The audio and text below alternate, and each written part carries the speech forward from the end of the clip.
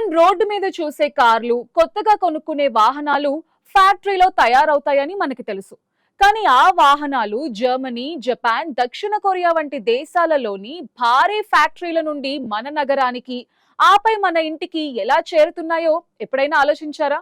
వేల మైళ్ళ సముద్ర ప్రయాణం చేసిన ఒక చిన్న గీత కూడా పడకుండా కార్ మనకు ఎలా అందుతుంది? దీని వెనక ఉన్న అసలైన ఇంజనీరింగ్ అద్భుతం రోరో షిప్స్. రోరో అంటే రోల్ ఆన్ రోల్ ఆఫ్, అంటే వాహనాలు స్వయంగా నడుచుకుంటూ షిప్ లోకి వెళ్లి గమ్యం చేరుకున్నాక మళ్ళీ స్వయంగా బయటకు వస్తాయి. ఇవి నీటి మీద తేలే భారీ మల్టీ స్టోరీ పార్కింగ్ లాట్ల వంటివి. సాధారణంగా ఒక షిప్ లో 8,000కు పైగా కార్లను ఏకకాలంలో సురక్షితంగా తరలించవచ్చు. ఒకప్పుడు పెద్ద క్రేన్స్ లేదా రోప్స్ ఉపయోగించి సరుకుని ఎక్కించేవారు. కానీ ఈ రోరో సాంకేతికత రవాణా రంగంలో విప్లవాత్మక మార్పులు తీసుకొచ్చింది. సాగర్మాల ప్రాజెక్టు ద్వారా భారత ప్రభుత్వం వీటిని జాతీయ జలమార్గాల్లో కూడా సమర్థవంతంగా ఉపయోగిస్తోంది. మనం రోడ్డు మీద చూసే విలాసవంతమైన కార్ల నుండి రోడ్డు పనులు చేసే భారీ జేసీబీల వరకు అన్ని ఒకానొక దశలో ఇలాంటి రోరో నౌకలో ప్రయాణించి మన దగ్గరికి వచ్చినవే.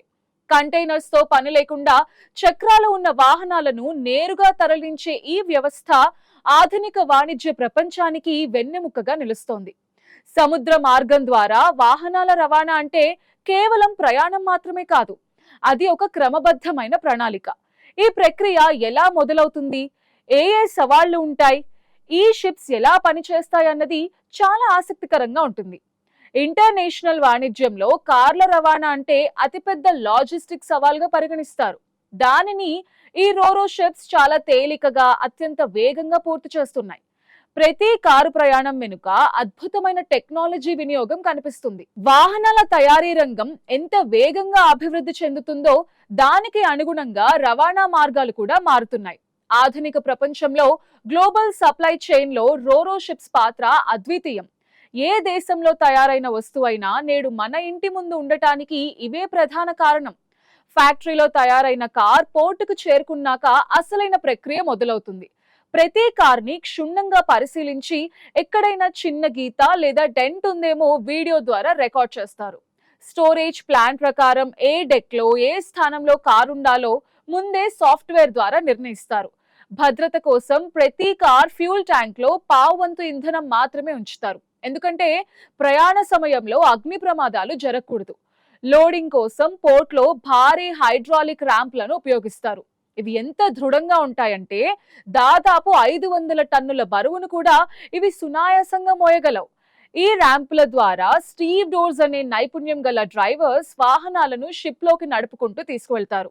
లోపలికి వెళ్ళాక ప్రతి వాహనాన్ని ప్రత్యేకమైన చైన్ స్ట్రాప్స్ తో గట్టిగా కట్టేస్తారు. దీన్నే లాషింగ్ అంటారు. సముద్రం మధ్యలో అలలు ఎంత ఎత్తుగా ఎగిసిపడినా వాహనాలు కదలకుండా ఉండటానికి ఈ ప్రక్రియ అత్యంత కీలకం. కంటైనర్ షిప్స్ తో పోలిస్తే రోరో షిప్స్ లోడింగ్ చాలా వేగంగా సాగుతుంది. ఒక పెద్ద షిప్ ని నింపడానికి దాదాపు 12 నుంచి 24 గంటల సమయం మాత్రమే పడుతుంది. ప్రతి వాహనం ఎక్కడ నిలిపి ఉందో, ఏ క్రమంలో బయటకు తీయాలో ముందే ప్లాన్ ఉంటుంది. అంతా ఒక క్రమ పద్ధతిలో ప్రొఫెషనల్ గా జరుగుతూ ఉంటుంది. కాబట్టే మనకు కొత్త కార్ షోరూమ్ లో కొత్తదనం కోల్పోకుండా కనిపిస్తుంది.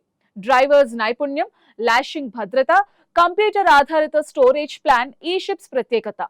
ప్రతి వాహనం ఒక నిర్ణీత ప్రదేశంలో పార్క్ చేయబడుతుంది. తద్వారా షిప్ బ్యాలెన్స్ ఎక్కడా దెబ్బతినకుండా ఉంటుంది. ఒక చిన్న తప్పు కూడా మొత్తం షిప్ స్థిరత్వాన్ని దెబ్బతీస్తుంది.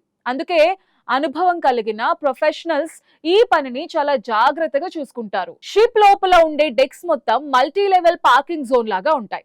కార్ ని సురక్షితంగా ఉంచడానికి ప్రత్యేకమైన మ్యాట్స్, స్టాండర్డ్ సెక్యూరిటీ ప్రోటోకాల్స్ పాటిస్తారు. ప్రతి కార్ ఎక్కడ ఉందనే సమాచారం సెంట్రల్ కంట్రోల్ రూమ్ లో ఉంటుంది. ఇది ప్రపంచంలోని అత్యంత క్లిష్టమైన రవాణా నిర్వహణలో ఒకటి. కార్లను తరలించే క్రమంలో ఒక్క సెకండ్ కూడా వృధా కాకుండా చూసుకోవటం ఈ షిప్ సిబ్బంది యొక్క ప్రధాన బాధ్యతగా ఉంటుంది. సముద్రం మీద ప్రయాణంలో ఉన్నప్పుడు లోపల వాతావరణం చాలా జాగ్రత్తగా నియంత్రణలో ఉంటుంది. గాలి తేమ, ఉష్ణోగ్రత స్థిరంగా ఉండేలా చూస్తారు. తద్వారా లోపల ఉన్న వాహనాలు తుప్పు పట్టకుండా లేదా రంగు మారకుండా ఉంటాయి. నౌకలోని సిబ్బంది నిరంతరం డెక్స్ మీద నిఘా ఉంచి లాషింగ్ ఏవైనా వదిలయ్యాయేమో అని తనిఖీ చేస్తూ ఉంటారు. వాహనాలు ఒకే క్రమ పద్ధతిలో లోడ్ చేయడం వల్ల నౌక బ్యాలెన్స్ అస్సలు దెబ్బతినదు. ఒకవేళ లోడింగ్ అస్తవ్యస్తంగా జరిగితే షిప్ ఒక వైపుకి వంగిపోయే ప్రమాదం ఉంది. అందుకే కంప్యూటర్స్ ప్రతి అడుగుని మానిటర్ చేస్తూ ఉంటాయి. సగటున గంటకి 18 నుంచి 20 నాట్ల వేగంతో రోరో షిప్స్ ప్రయాణిస్తాయి. ఫర్ ఎగ్జాంపుల్, మన దేశం నుంచి జపాన్ వంటి దేశాలకు సరుకు చేరడానికి దాదాపు 20 రోజులు పడుతుంది. గమ్యస్థానానికి చేరుకున్నాక అన్లోడింగ్ ప్రక్రియ కూడా అంతే వేగంగా సాగుతుంది. ముందుగా లాషింగ్ చైన్స్ ని తొలగించి ముందే సిద్ధం చేసుకున్న ప్లాన్ ప్రకారం వాహనాలను ఒకదాని తర్వాత ఒకటిగా బయటకు తీస్తారు. ఆ తర్వాత కస్టమ్స్ క్లియరెన్స్ పూర్తయ్యాక డీలర్స్ ద్వారా వాహనాలు వినియోగదారుడిని చేరుకుంటాయి. అన్లోడింగ్ టైంలో కూడా వాహనాలను జాగ్రత్తగా నడపాలి. ప్లాన్ ప్రకారం కాకుండా వేరే క్రమంలో వాహనాలను తీస్తే నౌక బ్యాలెన్స్ తప్పి ఒకవైపుకి ఒరిగిపోయే ప్రమాదం ఉంటుంది. సముద్రం ప్రశాంతంగా ఉన్నా లేదా అలజడిగా ఉన్నా ఈ రోరో షిప్స్ తమ పనిని ఎక్కడ ఆగకుండా పూర్తి చేస్తాయి. ప్రతి కార్ ప్రయాణం వెనుక కష్టపడే మనుషులు, అత్యాధునిక సాంకేతికత నిరంతరం పనిచేస్తూనే ఉంటాయి. షిప్ లోపల భారీ ఇంజిన్స్ నిశ్శబ్దంగా నడుస్తుంటే లోపల ఉన్న వేల వాహనాలు మాత్రం సురక్షితంగా తమ గమ్యానికి చేరుకోవడానికి నిరీక్షిస్తూ ఉంటాయి. ఈ ప్రయాణంలో ఎటువంటి ఒడిదుడుకులు లేకుండా చూడడం, సముద్రపు పోటుపాటులను లెక్కగట్టి దానికి అనుగుణంగా నౌకను నడపడం ఒక కళ. ఈ మొత్తం ప్రక్రియ వెనుక ఉన్న లాజిస్టిక్ మేనేజ్మెంట్ అద్భుతం. సముద్ర ప్రయాణంలో వాతావరణ మార్పులను అంచనా వేస్తూ ప్రతి క్షణం నిఘా ఉంచడం అంటే మామూలు విషయం కాదు. నౌకలో ఉండే అత్యాధునిక నావిగేషన్ సిస్టమ్స్ ద్వారా సముద్రపు మార్గాలను ఖచ్చితంగా గమనిస్తూ ప్రయాణాన్ని సాగిస్తారు. ప్రతి వాహనం సురక్షితంగా ఉందన్న నమ్మకమే ఈ రోరో షిప్స్ కి ఉన్న అతిపెద్ద గుర్తింపు. ఆ నమ్మకాన్ని వారు నిలబెట్టుకుంటున్నారు. రోరో షిప్స్ రకాల్లో కూడా వైవిధ్యం ఉంటుంది. కేవలం కార్స్ కోసం ప్యూర్ కార్ క్యారియర్స్ అంటే కార్లు, ట్రక్కుల కోసం pure car and truck carriers అని వేర్వేరు నౌకలు ఉంటాయి. ఇక ప్రయాణికులు, వాహనాలు రెండింటినీ తీసుకువెళ్లే రోపాక్స్ ఫెర్రీస్ కూడా అందుబాటులో ఉంటాయి. రోడ్డు మీద 8 గంటల సమయం పట్టే ప్రయాణాన్ని జల మార్గం ద్వారా 2 గంటల్లోనే పూర్తి చేసే సదుపాయం ఇప్పుడు మనకి దొరుకుతోంది. ఇది సమయాన్ని, ఇంధనాన్ని ఆదా చేయడమే కాకుండా పర్యావరణానికి కూడా మేలు చేస్తుంది. రోడ్డుపై వేల సంఖ్యలో ట్రక్కులు నడపడం వల్ల కాలుష్యం పెరగడమే కాకుండా రోడ్లు త్వరగా పాడవుతాయి.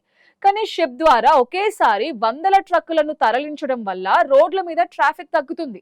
ఒక ట్రక్ చేయాల్సిన పనిని రోరో షిప్ ద్వారా వేల వాహనాలు ఒకేసారి చేస్తున్నాయి. ప్రభుత్వం కూడా ఈ వ్యవస్థని ప్రోత్సహిస్తూ జల రవాణాను బలోపేతం చేస్తోంది. మనం కొనే కారు వేల మైళ్లు ప్రయాణించి కష్టమైన సముద్ర మార్గాలను దాటి వస్తోందంటే వెనుక ఉన్న ఈ సాంకేతికత, ప్రణాళికే కారణం. ఇది కేవలం వాణిజ్యం కాదు, ఆధునిక రవాణా వ్యవస్థలో ఒక అద్భుతం. భవిష్యత్తులో రోరో వ్యవస్థలు మరింత విస్తృతం కావటం ఖాయం.